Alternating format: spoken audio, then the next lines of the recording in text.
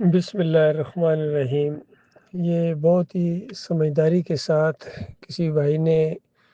یہ پوسٹ بنائی ہے اور بڑی بڑی قیمتی چیزوں کو اس کے اندر اکٹھا کر دیا ہے۔ میرا دل چاہا کہ اس کے اوپر گفتگو کروں۔ سب سے پہلے تو انہوں نے السلام علیکم ورحمۃ اللہ وبرکاتہ کہا ہے اپنے سارے بھائیوں کو۔ یہ بہت ہی مبارک تحفہ ہے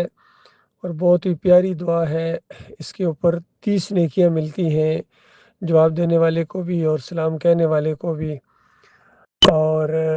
بہت ہی زیادہ پیار اور محبت کا ایک اظہار ہوتا ہے اپنے بھائیوں کے لیے کہ میرے دل میں آپ کے لیے کوئی میل نہیں ہے، اور دعائیں دیتا ہے کہ تمہارے اوپر اللہ کی سلامتی ہو، برکتیں ہوں اور رحمتیں ہوں۔ اس کے بعد جو اذکار میں سے بھاری کلمات ہیں، بخاری آخری روایت یہی لائے ہیں کہ 2 کلمے ہیں، بہت ہی بھاری ہیں میزان کے اندر، اور بہت ہی زبان کے اوپر بہت ہلکے آسانی کے ساتھ ادا ہو جاتے ہیں، اور ہمارے مالک الرحمن کو بہت ہی زیادہ محبوب ہیں،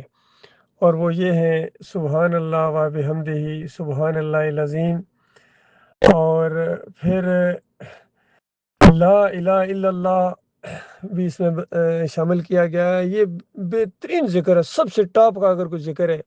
تو وہ لا الہ الا اللہ ہے کہ اللہ کے علاوہ کوئی معبود نہیں، کوئی داتا، کوئی دستگیر، کوئی مشکل کشا، کوئی توکل اور بھروسے کے لائق، کوئی واسطے وسیلے کے لائق نہیں ہے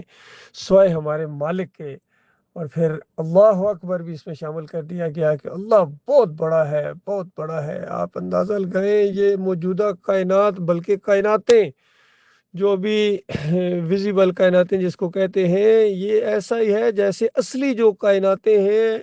نظام ہے، اس کا ایک قطرہ سمندر کے مقابلے میں دریافت ہوا ہے، اور جو حقیقی اور ساری کائناتیں ہوں گی کل قیامت کے دن اللہ کی دائیں مٹھی کے اندر ہوں گی۔ اندازہ لگائیں، اس وقت کہا جائے گا کہاں ہے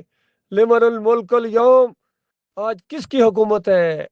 للہ الواحد القہار کی صدا گونجے گی کہ آج ایک ہی اکیلا مالک ہے۔ کدھر گئے وہ دنیا میں اپنی خدائی کے ڈنکے پیٹنے والے؟ کدھر گئے لوگوں کے ساتھ ظلم اور زیادتیاں کرنے والے؟ کدھر گئے مومنوں کے خلاف جلوس نکالنے والے، مومنوں کو پریشان کرنے والے، مومنوں کے خلاف پروپیگنڈے کرنے والے؟ کدھر گئے؟ آج ان کی شامت اور ان کی چمڑی اتارنے کا وقت آ گیا ہے۔ تو اس انداز میں آخرت کے اندر بھی مالک کی کبریائی ہوگی۔ پھر اس کے اندر اپنے والدین کے لیے بہت ہی پیاری دعا اس میں شامل کر دی گئی ہے، رب ارحمہما کما ربیانی صغیرا۔ اور جس طرح یعنی بچپن میں بہت ہی زیادہ بچہ پیارا ہوتا ہے، بعد میں بھی ہوتا ہے، لیکن جو بچپن کا معاملہ ہوتا ہے ماں کے لیے وہ بہت ہی پیارا، اس میں بہت زیادہ خیال رکھتی ہے اس کا۔ تو جس طرح بچپن میں میری والدہ نے یا والد نے خیال رکھا تھا، اس طرح مالک ان کے اوپر رحم فرما، یعنی کتنی میری کمیوں کو تھا وہ معاف کر دیتے تھے، درگزر کرتے تھے، بلکہ وہ مائنڈ ہی نہیں کرتے تھے میری لغزشوں کو۔ تو میرے مالک تو بھی ان کے اوپر اسی طرح رحم فرما۔ تو اس میں یاد رکھیے، اگر تو والدین زندہ ہیں تو پھر تو یہ دعا بالکل اس انداز سے بھی کہ ان کے لیے اللہ تعالیٰ رحمت کے دروازے کھولے، ان کو ہدایت دے، مالک ان کی حفاظت فرمائے۔ اور اگر وہ ایمان خالص کے اوپر فوت ہو گئے پھر تو بہت ہی زیادہ کثرت کے ساتھ یہ دعا کرنی چاہیے تاکہ ان کو زیادہ فائدہ ہو۔ جس طرح نبی علیہ السلام نے فرمایا، جب انسان فوت ہوتا ہے، موت آتی ہے، تو اس کے سارے نامہ اعمال کو بند کر دیا جاتا ہے سوائے 3 کے۔ ایک وہ صدقہ جاریہ، یعنی جاری رہنے والا صدقہ جو اس نے خود اپنے ہاتھوں سے کوئی صدقہ کیا ہے، مسجد بنوائی ہے، کوئی مدرسہ بنایا ہے، کوئی سڑک بنوائی ہے، درخت لگائے ہیں، کوئی بھی چیز جو عمل جاری رہنے والا ہے، جب تک اس سے لوگ فائدہ اٹھاتے رہیں گے اس کا ثواب اسی کو ملے گا، کیونکہ وہ اس کا اپنا عمل ہے۔ یا علم نافع، نفع دینے والا علم جس سے لوگ فائدہ اٹھائیں، جس سے لوگ ایمان عقیدے کی طرف آئیں، چاہے وہ کوئی کتاب لکھے، کوئی شاگرد چھوڑ گیا ہے، آڈیوز بیانات چھوڑ گیا ہے، ویڈیوز توحیدی بیانات چھوڑ گیا ہے، اور لوگوں کو اچھی باتیں بتاتا رہا ہے، تو یہ چیزیں جب تک جاری رہیں گی اس کا ثواب اسی کو ملے گا، اس کا اپنا عمل ہے، اور جتنے لوگ اس کے اوپر عمل کریں گے ان کے اعمال میں سے کوئی کمی نہیں کرے گا مالک۔ ایسا مہربان مالک ہے، رحیم ہے، کریم ہے، الودود ہے۔ اور تیسری چیز، صالح اولاد جو اس کے لیے دعا کرے، یہ بہت قابل غور بات ہے۔ صالح اولاد یعنی اس نے پرورش کی ہے، ان کو ایمان عقیدے کی طرف لایا ہے اور دیندار بنایا ہے، وہ والی اولاد جو اپنے والدین کے لیے دعا کرے گی اس کو فائدہ پہنچے گا، ان کی دعائیں قبول ہوں گی اور مالک ان کے درجات کو بلندی عطا فرمائے گا۔ اس میں ایک بات یاد رکھنے کی ہے، اگر والدین میں سے ایک یا دونوں شرک کے اوپر مرے ہیں، اللہ کے علاوہ کسی اور کو پکارتے رہیں، یا علی مدد، یا رسول مدد، یا ابراہیم کسنی، یا لات بابا، یا منات بابا اگر پکارتے رہیں، 11ویں کرتے رہیں، میلادیں مناتے رہے ہیں، کسی مسلک کے اندر اگر رہے ہیں، بریلوی دیوبندی اہل حدیث سلفی رہے ہیں، یا بے حق فلاں بے حرمت فلاں کے ذریعے وہ دعائیں مانگتے تھے، یا تعویذ پہنتے تھے، یا امام زامن باندھتے تھے، یا جمہوریت کے کسی سلسلے کے اندر وہ ووٹوں کے اندر حصہ لیتے تھے، تو پھر ان کے لیے دعا نہیں کی جا سکتی ہے بھائی،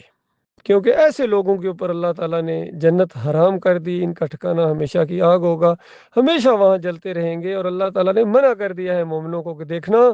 ان کے لیے دعا کر کے یعنی اپنی دعاؤں کو ضائع مت کرو اور اللہ کی بات کو مانو اپنے مالک کی، مالک ان کو کبھی معاف نہیں کرے گا۔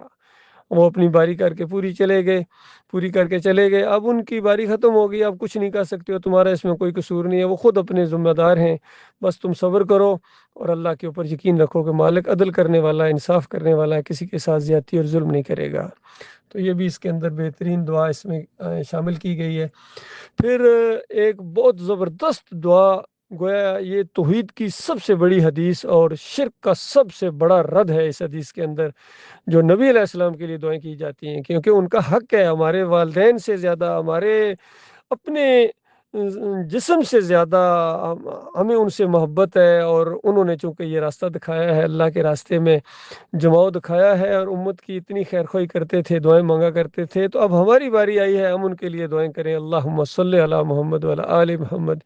کما صلیت علی ابراہیم وعلی آل ابراہیم انک حمید مجید، اللہم بارک علی محمد وعلی آل محمد کما بارکت علی ابراہیم وعلی آل ابراہیم انک حمید مجید۔ یہ دعا ہے جو ہم اللہ سے کرتے ہیں، یاد رکھیں یہ دعا اللہ سنتا ہے، اللہ کے پاس جاتی ہے، اللہ اس کو قبول کرتا ہے، اور نبی علیہ السلام کے درجات بھی بلند ہوتے ہیں، اور دعا مانگنے والے کو بھی اجر و ثواب میں بہت ہی زیادہ ڈھیروں نیکیاں اس کے نامہ اعمال میں لکھ دی جاتی ہیں۔ یہاں ایک بات قابل غور ہے، کچھ لوگوں نے اس توحید کی بات کو شرک کے اندر بدلی کر دیا، وہ کہتے ہیں ہماری یہ دعا جو ہے اللہم صلی علی محمد، یہ نبی علیہ السلام خود سنتے ہیں، یا جہاں پڑھا جائے وہاں حاضر ہو جاتے ہیں، یہ مشرکانہ عقیدہ ہے۔ اور کچھ دوسروں کا یہ خیال ہے، خاص کر ان سارے اہل حدیثوں کا بھی، سلفیوں کا بھی، کہ دور سے اگر کوئی پڑھا چلے تو دور سے اگر کوئی پڑھے یہ صلاۃ و سلام، تو وہ فرشتے نبی علیہ السلام کے پاس قبر میں لے کے آ جاتے ہیں، قبر پر پڑھا جائے تو خود سنتے ہیں، روح واپس آ جاتی ہے۔ ان سب عملیوں کا، سلفیوں کا